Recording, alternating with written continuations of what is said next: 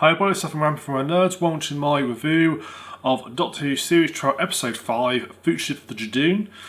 Maybe some minor spoilers ahead. If you don't think spoiled, please turn off now. So, this episode, I have to say, is probably by far the best episode of the season. In fact, one of the best episodes I've watched in a long time, actually. A really good episode. It starts off looking like it's going to be a normal Monster of the Week type episode, but so much stuff happens and so much information gets through, but you're not overwhelmed by what goes on in it. Let's start at the beginning. It kicks off with, there's a couple, they're having called Lee and Ruth Clayton. They are having, it's Ruth's birthday, and they obviously both live in the city of Glouster. And they're going about their normal day lives, and then the Judoon turn up. Judoon, I have a soft spot for the Judoon. I like the Judoon. They're one of the monsters. I like them because they're a bit different. You know, the way they speak is a bit different. I do like the Judoon. We don't see a lot of. They've appeared here and there. They had one centric episode back with David Tennant, so a long time ago. And they've popped up here and there every so often, but this is like the first we've had them as a focus monster again, and it's nice having a monster focus again on one you haven't seen in a while, because to be fair, Dark and Cybermen are rather overused, and I think we do best being seeing less of them. But the Judoon haven't been overused, so they're still quite fresh when you see them. They didn't go like they did the Angels and basically go too far and use them too often, but yeah, it's nice to see them back again. So the Judoon are trying to track down their fugitive. They don't really explain why they're trying to track it down. They're working for somebody, who you do find out later on who that is. And it is an episode that really twists and turns throughout. There's some really big spoilers and twists, which I won't reveal. But all I can say is it is a really good episode. So tightly scripted. It flows so nicely. Again, it feels like you're watching a film in 50 minutes. But no, it doesn't feel rushed in any real way. It just feels excellently paced. I have to say, it's very well written. And it's definitely setting stuff up for later on. As it appeared to be a normal Monster of the Week episode, but in fact, it's setting stuff up so much later on. You can feel it getting all set up, and honestly, this has got to be one of my favourite episodes of the season. I know it's only been 5 episodes in, but yeah, if they can keep this sort of standard for the rest of the season, you know what? Marvellous. Really high hopes. Really good. Really cool. There's loads of callbacks in it. Loads of callbacks. But they don't feel forced either. They're all nicely tied together, and they're the universe that they've created in the last 15 or so years. They are using that to their advantage, and what they're calling back makes sense from the context and not just do it for the sake of it. So really nicely done, really good episode. So absolutely fantastic episode. So on to cast and crew. So the two main sort of other people in this episode are Lee and Ruth Clayton. Lee played by Neil Stuke, who he's done lots of things. He's one of these sort of characters that gets in everything. Mainly police legal dramas. I remember him most from watching when there's a good legal series called Silk. He was good in that. Sunwis, The Bill. Ruth Clayton's played by Jo Martin. She's going to be in Holby City. She's also in The Bill as well. They're playing a couple, and they work very well. It's very good, actually. They are very good at establishing characters really quickly, but not forcefully.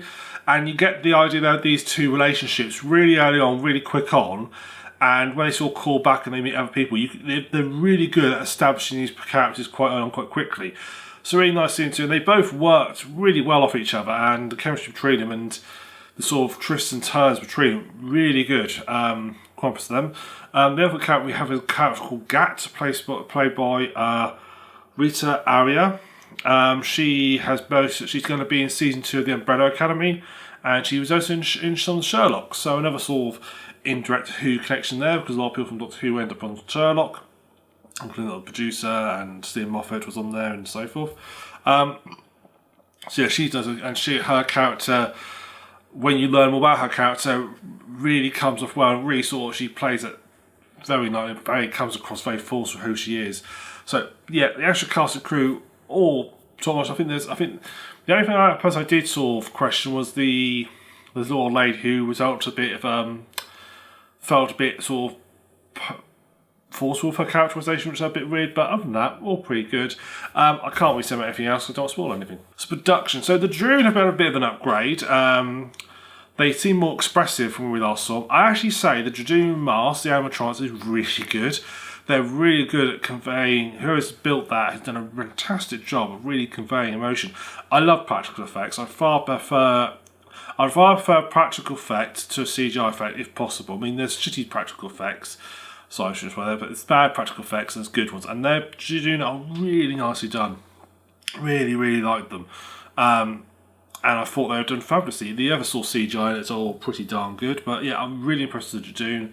And yeah, they did a fantastic job of expressions and so forth. Really, you could tell what the main guy with his little mohawk was thinking.